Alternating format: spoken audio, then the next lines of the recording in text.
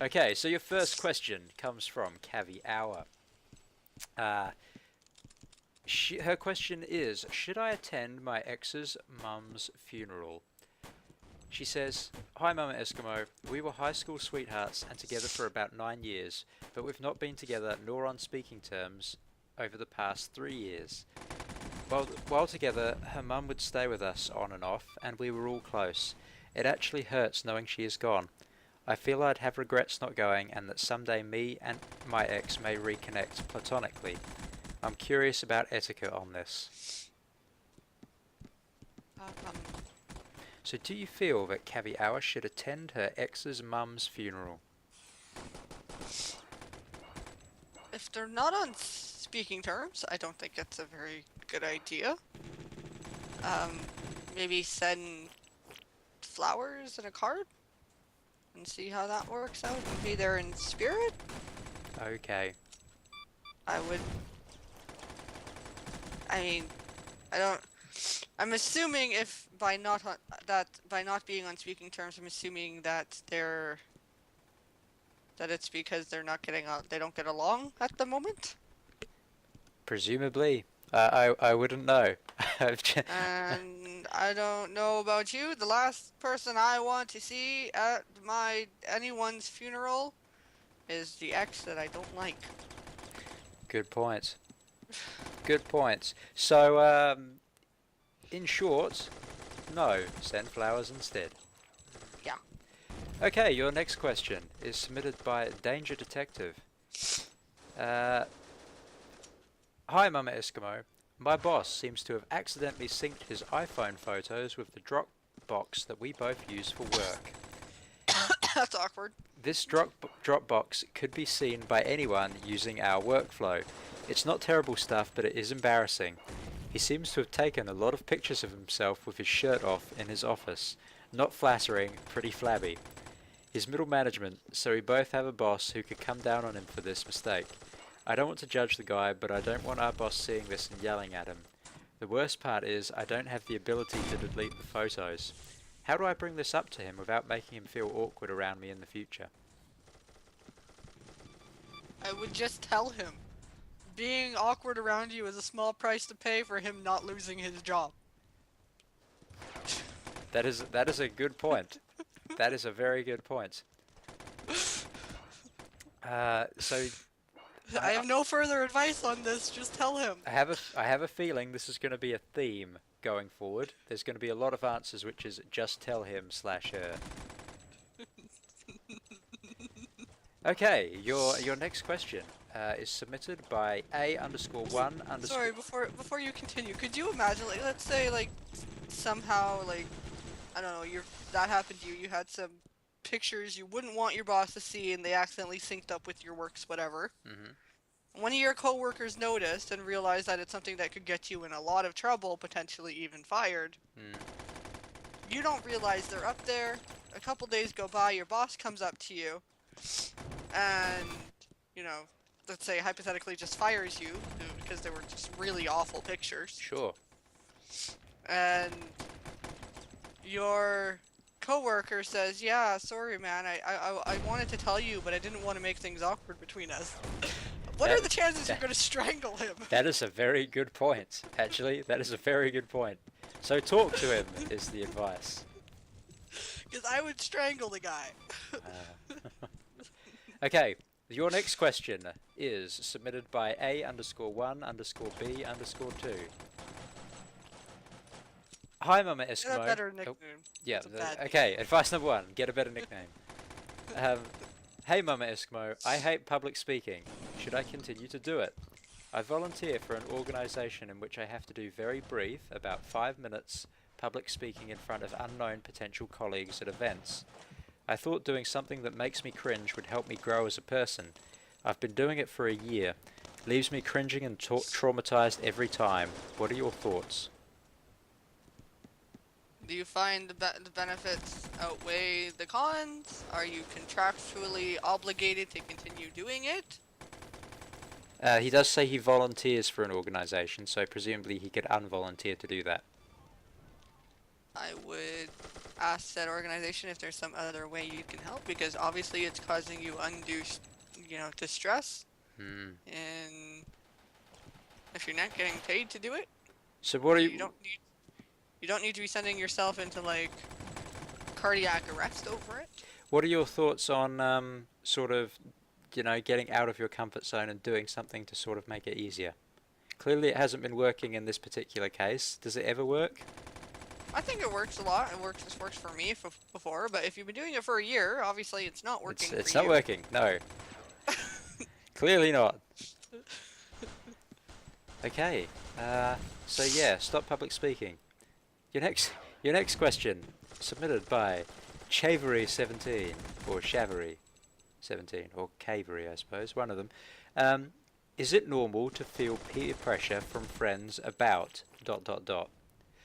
Hey Mama Eskimo, is it normal to feel peer pressure from friends about being in a long-term relationship and having a kid? I'm 19 and I see a lot of people I grew up with already engaged or having a kid on the way. I feel like I'm behind on it. It's making me want a kid now and be in a relationship like that, but I'm single. Frowny face. You're 19. What the fuck? Where do you live? Doesn't say.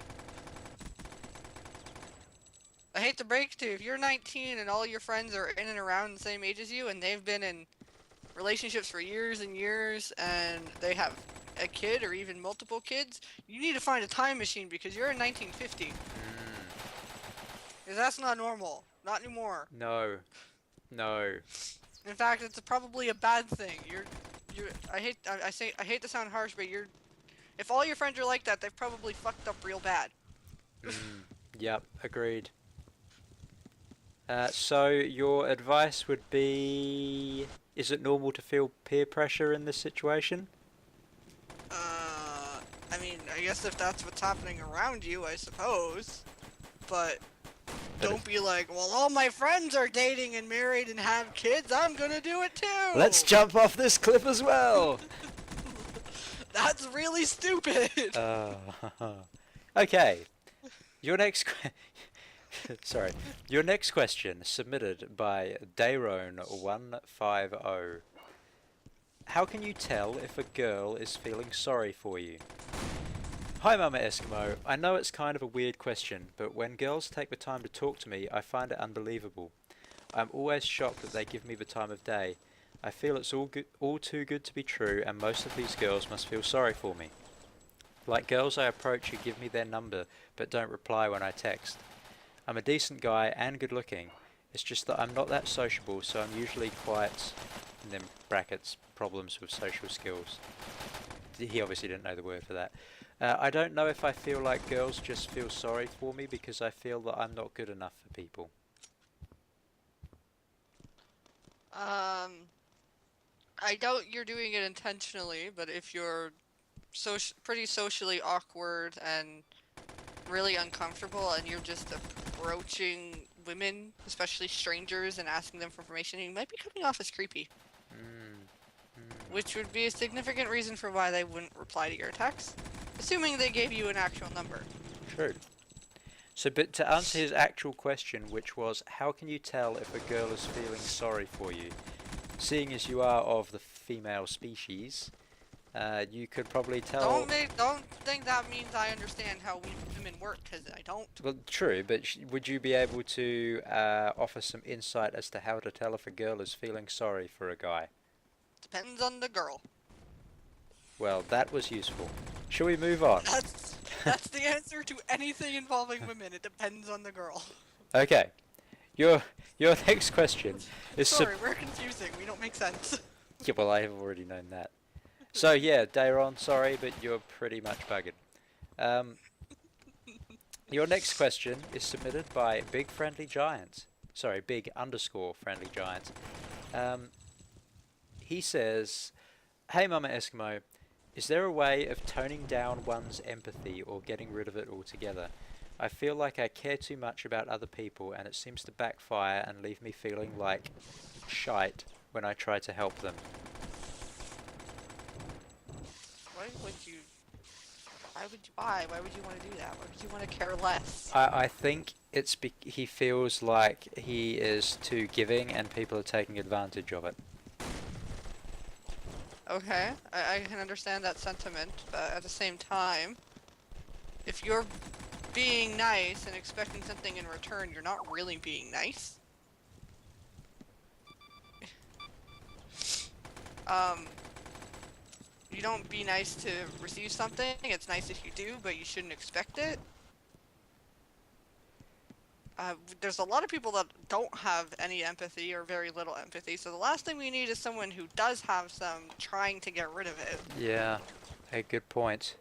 I mean, I understand that it could be quite a burden to have, but unfortunately it's a burden that somebody has to bear. Hmm. And I guess it just happens to be you, whatever your name was, is I don't remember. Big underscore friendly giant. Big underscore friendly giant. You can't give yourself that name and then ask to be less kind. Sorry, just no. Yes, your name has the word friendly in it. Anyway, Not how that works. your Sorry. your next question. Your next your next question. This was submitted by Apt. He says, "Hey Mama Eskimo, I currently have a 1998 Camaro Z28. That's a car. And I absolutely love the thing, but it's been nothing but headaches since I got it. I feel like I would get more use and overall be happier with a truck, but I'm not too sure. What do you think?" I know next to nothing about vehicles. Their year, make, and model means absolutely nothing to me. Most of the time I'm lucky if I can tell the difference between a truck and a car. Trucks are bigger. I was exaggerating a little. Okay. Continue. I do actually know the difference between a truck and a car. Okay, excellent. So, which would you rather have? I mean, the truck surely has more uses. You can put a lot more in a truck, but I don't know. I know trucks seem pretty hard on gas. I don't know Mm. what the fuel economy is like where he is, but truck's pretty hard on gas. I would maybe just get a car with more storage space if that's what you're looking for, or Yeah. Okay. I don't know why you'd prefer a truck. That's sort of, I don't know what the benefit is that you're looking for there, so it's sort of difficult to say one way or the other. Yeah. Okay. Okay. I don't know if he's looking for a newer vehicle, a nicer vehicle, more space, better gas mileage. I don't know what he's wanting out of this exchange. I see. Well, it looks like we're running out of time, but I think we'll have time to do one more. This was submitted by Help Me with Snek. With what? Help Me with Snek. SNEK. He says, "Hey Mama Eskimo." Sorry. He says, "Hey Mama Eskimo, how do I get a baby snake out of my wall?" There's a baby snake sticking his head, only his head, out of a hole of the floor molding of my wall. What should I do to get him out? I'm worried about this little guy and need to get him out of my wall fast, or the other residents of my house will go nuts, and not in a good way. I want to release him into a park. What can I do to get him out? Please help me, guys. Well, one, if you know the type of snakes that you have in your area, and none of them are, and you don't, and your area doesn't typically have any poisonous snakes, I would just make the hole a little bigger, pick him up, throw him in a pillowcase, and take him out to the park that you want to release him in. I would make sure he's a native species and not someone's pet that got loose, because if he's not a native species, he's gonna grow and he's gonna just wreak havoc on the native species that you do have. If your area is known for poisonous snakes, I would call animal control. Because I would just say call animal control in the first place, because remember this is a baby snake. And if there is one baby snake, there may well be lots of baby snakes. that is true, it depends on the type of snake. Just call animal control. Yeah, just do it. I don't know why you're asking this question. Just call animal control. Just call them. Well, that's going to wrap up Ask the Eskimo for this week. Thanks very much for your advice, Eskimo. Yeah, no problem. And remember, if you want to submit a question to Ask the Eskimo, feel free to post it to PO Box I don't care, WA1 London, New York. Thank you. I suppose they could email it to you. Or you could email it to us, or leave a comment on this video, even better. And we will make sure that we will reply if it's in any way, shape or form interesting. So thanks for watching, and we will see you next time. Do I Bye. get paid now? No. Goodbye.